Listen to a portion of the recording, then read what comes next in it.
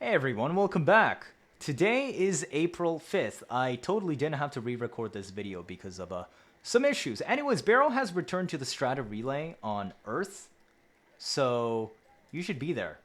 If you want to see his new stuff, the Archimedeans update dropped last night, finally.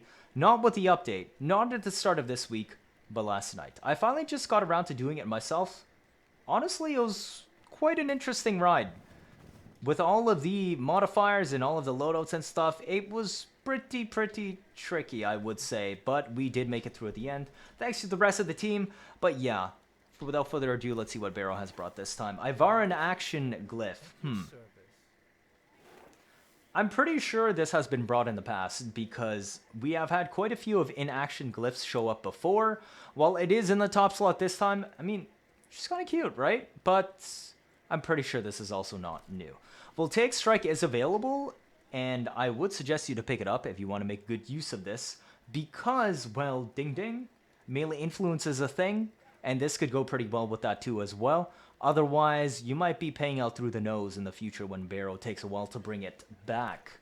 Prime Smite Grenier. Now, about Bane's Smites and all of the other stuff, the Expels, you never really know when Baro's going to bring these back. Remember, a couple of weeks ago, he finally brought back Primed Bane of Corrupted after, from what I heard, was about 2.5 years of it being missing. So even if you're not going to use it right now, I would still suggest picking this one up, since you don't really want to catch yourself several months down the road paying several hundred more plat for this when you need it for something, right? Plus, Grenier is a pretty popular faction, and, well, melee's all the rage these days with all the buffs we got ever since Whispers in the Wall. So yeah, I would recommend. We also have Thermite rounds. This can be farmed from Spy and Kuva Spy. If you absolutely hate farming spies, then it is available here. But if you are willing to farm spies, then maybe you'll get a decent chance on that side so you can save a couple bit of ducats. But yeah, it's available with Baro right now. Prime Magazine Warp is a little bit more niche. To my memory right now, the only weapon that would immediately use it is an Ambassador Altfire build, because it allows you to get 3 shots off instead of 2, and that setup does so much damage on Ragdoll that you can actually afford to give up a slot.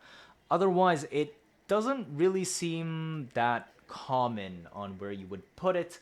I would consider the reload mod more useful. It's just that rifles don't usually have that much of a magazine problem these days. But it is available with Baro if you're looking to collect it. Primed Cleanse Grenier. Okay, so this one is interesting. As always, what I said, you should be picking up the Banes and Smites as they come in, because you never really know when you'll really need them and when Baro will bring them again. However, Shotgun specifically, this is important because we have quite a few meta ones these days. Be it Convectrix / DPS, we got Strun in Karn, we got Boar in Karnon, even for stuff like Tenet's Arcaplasmor, which runs Hunter Munitions. But Banes, double dip on these kind of status builds. So I would strongly recommend picking this up, because those are all very strong and relevant weapons today, still, that people enjoy using. And this will definitely bring it up to the next level, especially if you want to bring it to Endurance. Now we have our Prisma Tetra. Oh, how the mighty have fallen. So, this thing is pretty much, I'm going to say it's mastery fodder. The Tenet Tetra exists, and the Sisters of Parvos are available to be farmed at any given time. The Tenet Tetra version has over triple the amount of paper DPS. Also looks better in my opinion, but it just is so much better than the normal Tetra and Prisma that you are basically doing a disservice of building this one up to actually use. However, I would still recommend picking it up because it is 3,000 mastery rank points regardless. It's just don't really expect too much out of this thing. We have our Teer presence here. If you want to look so ominous and nefarious every single week that he shows up, maybe you can strike this pose in front of him and he'll offer you something back to buy your wares. But it is available with Baro right now. We also have the Teer Foros entire armor set. This is what the chest plate looks like. And then we also have the shoulder pieces that look like this. I'm pretty fond of both of those, and it looks quite good, honestly. The leg plates I'm not as hot about, and if you want them, they are up for grabs. We also have a Teer Sentinel wings, and I didn't know it looks like that on Dirga. It's kind of odd. But yes, this is what the wing attachment would be for your Sentinel. We also have our Prisma Tetra if you want to be a little bit more like a beetle. If you want the scales on your back, this is available once more. And then we also have some Inaros lore. Sidonia skin for your Scimitar, your dropship. It is also with Baro coming this week. And that will lead into, well, the fact that he finally had a rework. I'd actually suggest go try him out. You might be surprised. Parazon poster, decoration for your orbiter, which you might also be able to put in your dojo. We have our Prisma Lotus sigil that goes on your chest or on your back if you prefer it there instead.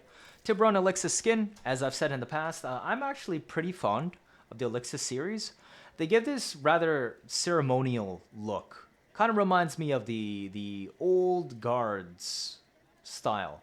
They have quite a lot of textures to them and are very high resolution, so it's an amazing piece for fashion frame. Plus, they just look super, super sleek and cool. So if you want to grab the Tiburon variant of this, it is available with the Baro this time.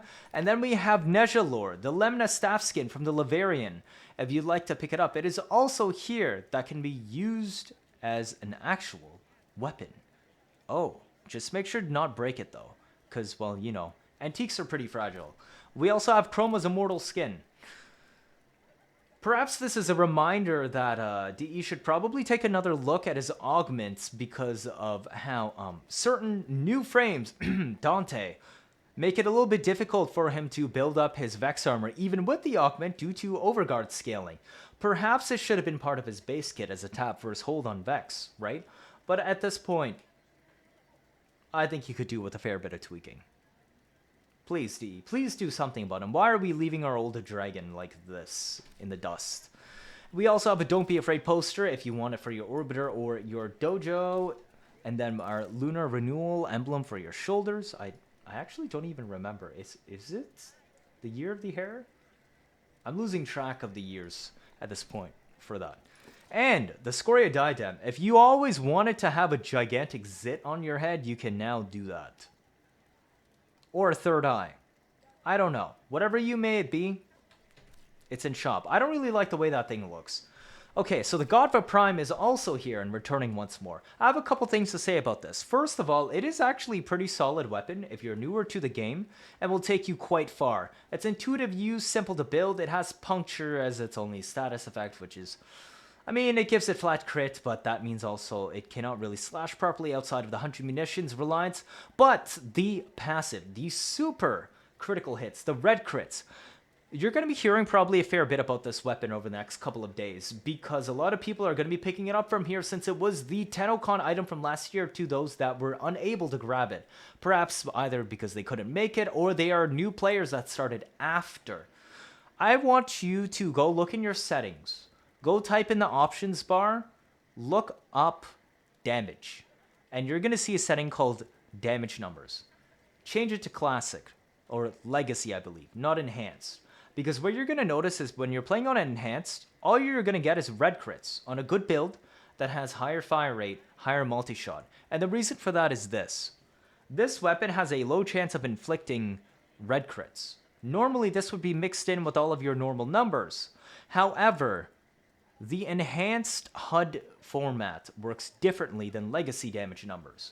You can only have 30 damage numbers on your screen at once no matter what. And if you have more, then it bumps off the oldest numbers to show the new ones. However, the enhanced version works a little bit differently. Instead of bumping off the oldest numbers, it bumps off the lowest crit tier numbers. And because this is a bullet hose weapon that can put a lot of fire rate, and you can fit a juicy amount of multi-shot on it, and it's actually decently strong, you're going to end up with a lot of numbers on the screen, and a lot of kills. And you know what happens when you shoot a lot of bullets with this weapon? A lot of red crits appear, which will bump off all of the whites and the yellow crits, which will make it seem like it's full of red crits. Now, if you want a full build for this, please do check out the comment section for the pinned or the description. I do have a video covering this weapon as well as a demonstration on the HUD problem that gives people a lot of misconceptions. Hopefully, I'll help you along on the way on making the best that Gotva can be. Otherwise, we have our Sands of Inaros blueprint. This is used for accessing Inaros' quest. A good place to scan a bunch of Kavats if you've never done so and need access to the codes. Speaking of which, Inaros recently also had his rework, which was pretty damn good. And Inaros Prime is available, so you might want to pick that up. Check out his kits, because I'm sure you're going to like it. He does not feel anything like how he used to be. However, he can still do what he used to do, and more. I'm all for it. Finally, we have our Fate Path Ephemera, which is always here. That's what it looks like. Certainly, last but not least, if you show up with Inaros Prime, then a Lost Signal item will also pop up in store, which if you buy it, is an escort mission for Baro himself. What does it give at the end? Well, you'll have to do it and see for yourself. That's what Baro has brought for this week on PC and consoles, because, well, of course, they're all synced up. I hope you enjoyed all the videos we've been uploading lately. We're still going to be on a pretty good base. In fact, I actually just dropped a video for the ONOS last night, the brand new Incarnon pistol that transforms into an arm cannon when you fully charge it. In fact, we are still streaming too as well, so if you want to stay up to date on all of our builds and all of our crazy testing, and well, maybe even my thoughts on the Dante and Nezha changes, do feel free to stop by and say hi. We'll always be around. A like and a comment goes a long way to help out our channel, or better yet, subscribe. Thank you all for watching. That'll be it for this video. I'll see you all next time.